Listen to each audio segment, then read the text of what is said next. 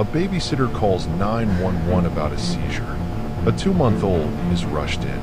CT shows a brain bleed. X-rays show fractures.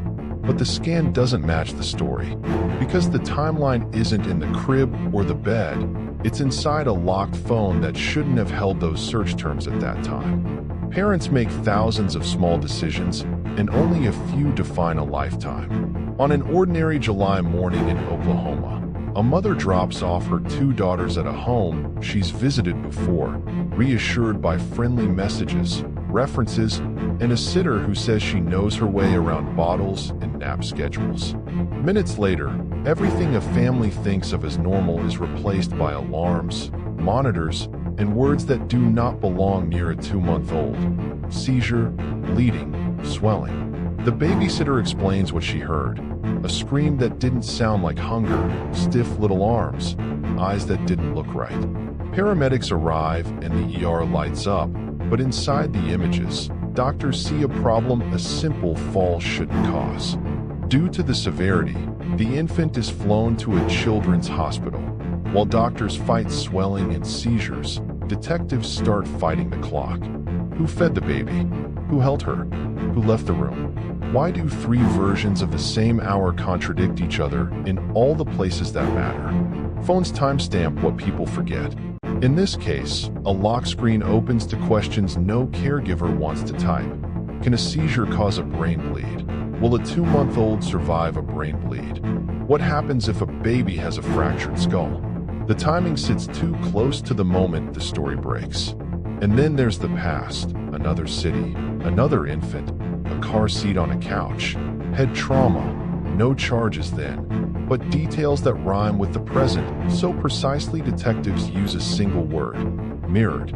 All persons charged with a crime are presumed innocent unless and until proven guilty in a court of law. That law stands here. The baby survives. The case does not end. It only begins. The day begins with small proofs of trust. A warm bottle, a lullaby nightlight, a sitter with steady answers. The 4-year-old sets a plastic truck near the hallway and narrates a game only she understands. The baby, Cora, drinks a couple of ounces and drifts towards sleep the way 2-month-olds do. Mouth soft, breath even, fists loosening. The sitter says she swaddles the infant, turns on the music, and leaves the door open to listen for need before it becomes panic. She returns to the living room. 2 minutes later, the cry changes shape.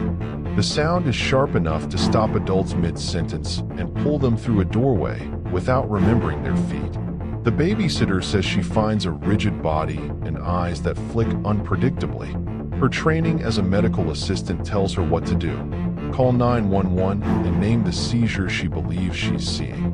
When paramedics arrive, they find a head that looks wrong and a story that won't settle. The mother answers the phone and denies any defect, any prior injury, any reason for a deformity that appears to be developing in front of strangers. The emergency department takes the infant straight to imaging. As the scan finishes, the baby seizes. The screen prints what it sees without mercy. Traumatic bleeding on the right side of the brain. X-rays follow with a second problem: fractures, plural. Due to the severity, a helicopter lifts the infant to a children's hospital. The rotors wash away the neighborhood's noise. The house below shrinks to a dot on a map. Inside the pediatric ICU, a team watches numbers that keep time differently than clocks. Medication, ventilation, words like swelling and pressure and watchful waiting attach themselves to the baby's chart. For the family, hours become both endless and too short. For the detectives, the clock starts moving too fast. Back at the house, a triangle of adults begins to form. Holly, the babysitter, her mother-in-law, Detta, and Detta's sister, Doreen. Each describes the same morning from a different chair. In one version, the baby went to the crib. In another, naps always happen on the big bed. In a third, the baby was in a car seat when panic started. The 4-year-old offers a sentence that adults will pass around like a fragile object for days. The couch hit baby's sister. Children blame furniture because furniture can't be hurt by words. but the sentence still lands. Detectives map the rooms in lines and arrows, measuring sight lines and the thickness of the wall between the kitchen and the living room. They ask where the sitter stood when she could not see the couch. They photograph the crib, the hallway, the toy truck with a long plastic trailer.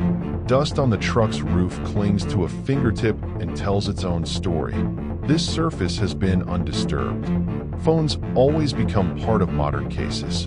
A message thread shows the sitter planned to bring a drink to her husband at work. It'll be a minute. Feeding the baby. Typed just before 911 replaced every other plan. After the ambulance leaves, the sitter texts fear about child services, about being blamed, about not abusing children. None of this answers the central question that medicine is now asking through images. Does this mechanism of injury fit the scan? The interviews begin with soft voices and familiar questions.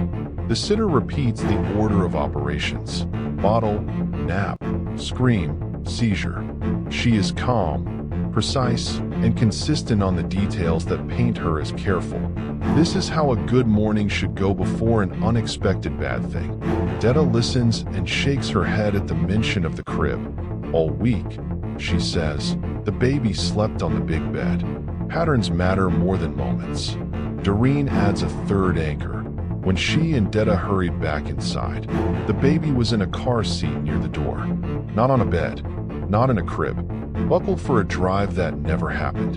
In each telling, the sitter is attentive and the timeline is tight, yet the pieces refuse to click. The kitchen cannot see the living room. A wall has decided to be the kind of wall that separates.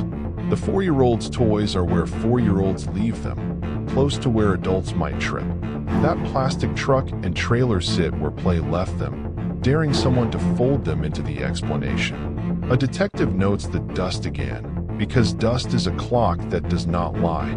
It can tell you what hasn't moved without caring who benefits. At the hospital, a pediatric specialist explains what the images suggest. Some injuries can be explained by short falls. Others cannot. Opposite side skull fractures do not arrive from mid-height onto forgiving surfaces. Ribs do not break by coincidence in a 2-month-old. Infant bones are flexible by design. The doctors do not name an assailant. They name physics. They tell the family what they always tell families at times like this. The truth will help more than any other intervention. Back at the house, the detectives keep building a spine of minutes. The time the bottle was warmed, the text to the husband about the drink, the call to 911, the arrival of paramedics, the timestamp on the first scan, the seizure observed by staff. Every time they thread a bead onto that string, the gap around the cry grows more important. It is the place where 3 stories disagree, and the body refuses to agree with any of them. The interview room is built for durable truths. It smells like old coffee and paper. The babysitter sits with her hands folded and answers the kind of questions that give people space to be precise. She doesn't dispute the scan. She rearranges the minutes around it. She says she tripped over the toy truck while leaving the crib, that her foot caught the plastic, that the infant slipped from her arms and hit the trailer, then the floor. She says she picked the baby up and called immediately. The detective listens like an engineer. He asks her to demonstrate with a practice doll. How high was the drop? Where was her grip? What part of the truck could make a long, linear bruise? He notes that she first said, "We moved the toy," then corrects to "I," then insists she moved it alone. The dust suggests no one moved it at all. He asks her height, 5'6½". He asks whether she went down with the child or released her at mid-chest.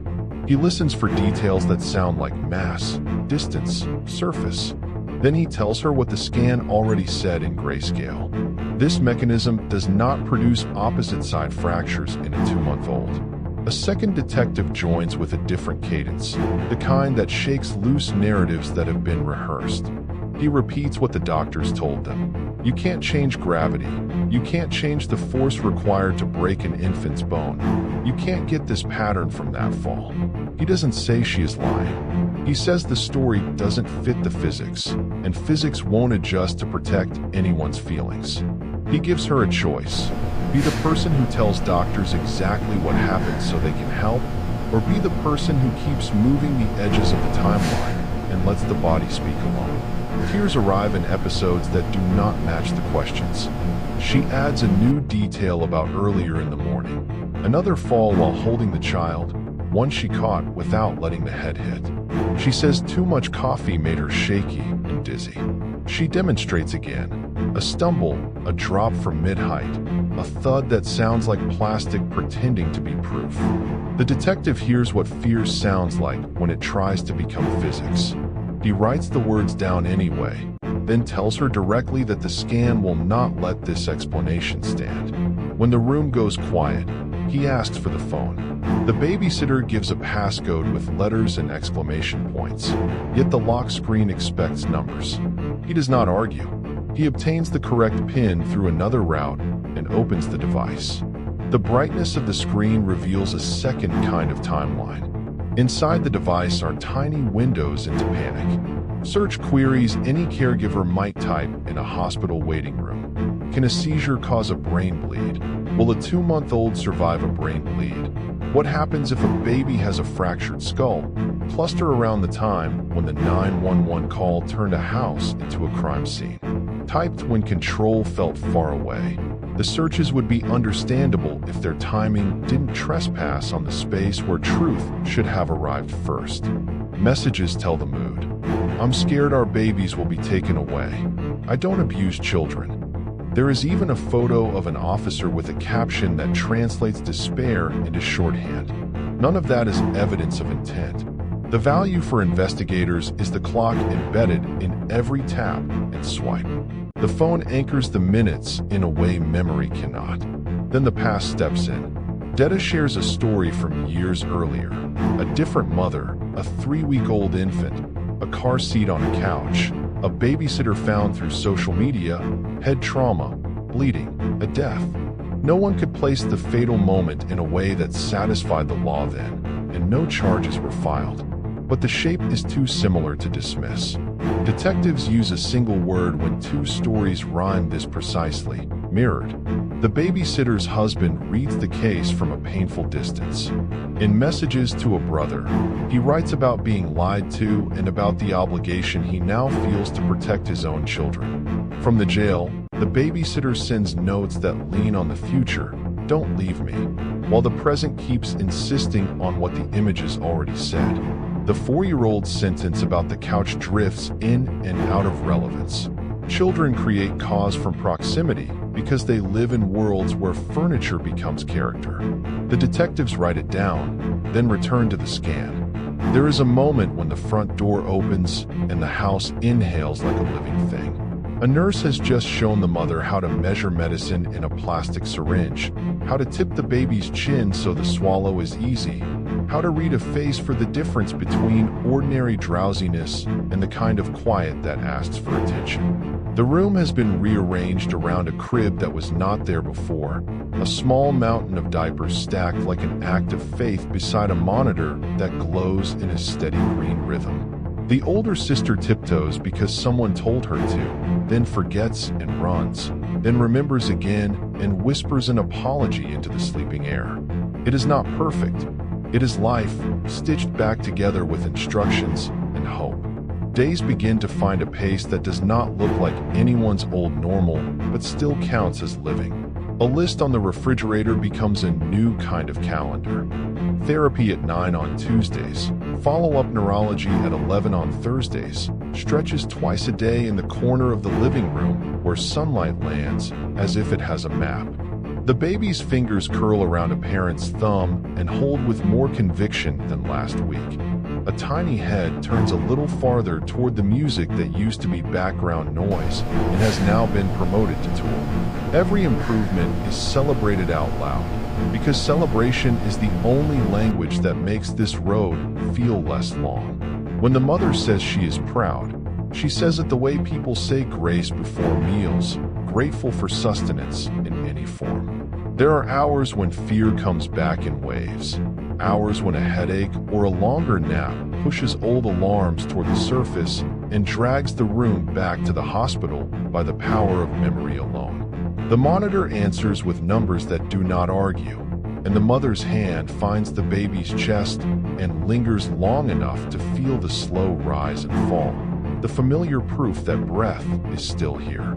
On those days, she writes an update for the friends and strangers who followed the helicopter with their hearts, posting to the page that has become both lifeline and ledger. She chooses the pictures where resilience shows itself in tiny ways: a focused gaze, a hand reaching for a spoon, a wobbly laugh that looks like a promise. She answers comments from other parents who know the language of scans and scar lines. She has learned that community can live entirely inside a screen and still feel like a room you can enter when you need to sit down. Across town, time is kept on a different clock. A courthouse does not measure days by feedings or naps. It measures them by motions filed, hearings set, and conditions imposed.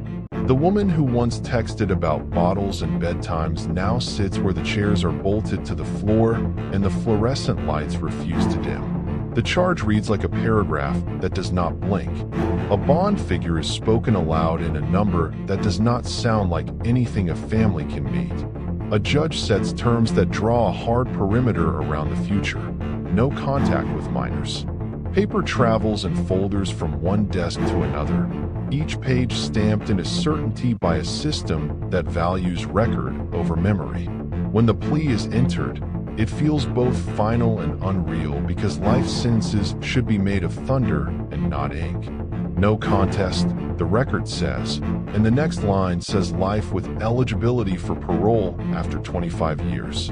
It is a sentence that draws a horizon so far out that perspective falters when it tries to find it, a sentence that lives in two halves at once, the possibility of a future and the weight of years that will not move. People hear the word life and build their own opinions around it, but opinions are not part of the paperwork. The paperwork cares only about dates and the place where the word eligibility sits, as if hope can be cataloged. Even as that case closes, the past walks into the present and asks to be heard. In a different file from a different year in a different city, there is another infant, another set of scans, another household where a car seat sat like a decision. For years the file slept without a final page, not because anyone forgot, but because no one could place the crucial moment inside a timeline with enough precision to satisfy the law. Now the pages have been pulled back into the light. A charge appears, first-degree murder, and the woman pleads not guilty. A hearing is set for October 2025. The phrase, presumed innocent, is spoken because it must be spoken whenever the law is working as designed. The mother who looks at that phrase thinks about scans and surgeries and the way truth often feels slower than it should be. And she keeps her thoughts to herself because dignity is also a kind of law. The community learns to carry two truths at the same time. Courtrooms test facts. Scans show physics. Families speak about the baby first, because beginning with a person is the only way to keep a case from swallowing a life. They thank medical teams whose skill shows up in every candle a child gets to blow out. They acknowledge the detectives and prosecutors who build cases strong enough to stand in the wind of cross-examination. They do not speak about revenge, they speak about safety. On a spring afternoon, a cake appears on a kitchen table that still holds the indentations of the last crisis. The candle flame wobbles, but holds. The room is quieter than most during songs, because everyone is listening to the sound of a child trying to blow. When it goes out, the cheering sounds like an unburdening. The mother takes a picture because she promised herself she would not let fear steal firsts. Later she watches the clip back and realizes her own voice is louder than she thought, a laugh she does not remember making. She posts the video on the page called Cora's Journey, and the comments split into two kinds: people who know exactly how much that breath cost, and people who are simply happy to be invited into a victory. If there is a lesson that holds after everything else has been tested, it is a small one with large consequences. Tell the truth fast. Tell it to the dispatcher when your hands are shaking and you do not know how to name what you saw. Tell it to the paramedics who need the exact mechanism to make the right choices in minutes that decide outcomes. Tell it to the doctors whose job it is to match images to realities. Tell it even when you are afraid of what truth might cost, because the cost of a lie is always compounded. Physics will not change to match a narrative, and medicine will not pretend it cannot tell the difference between a fall and a blow. Build for safety before you need it. Use the crib for naps every time. Clear the floors of edges and wheels that turn inconvenience into damage. Trust your gut during drop-offs and do not apologize for check-ins. Vet caregivers through more than messages and smiles. Call references. Ask hard questions. Spend the first week at home paying attention to how a new routine sounds. These actions are not paranoid. They are practical, and practicality is mercy in disguise. If this story moved you, turn that feeling into action. Share one safety check you wish more parents used, and tell someone in your circle about safe sleep, clear floors, and the power of telling the truth early. Help make awareness as common as nap time. If you're a medical professional or first responder, thank you for the nights you trade for our mornings. Your work lives in every candle we get to blow out. If you want more true crime cases told with care for the families at the center, please like this video, subscribe to the channel, and comment with the lessons or safety tips you believe every home should know. Your voice can protect someone else's morning.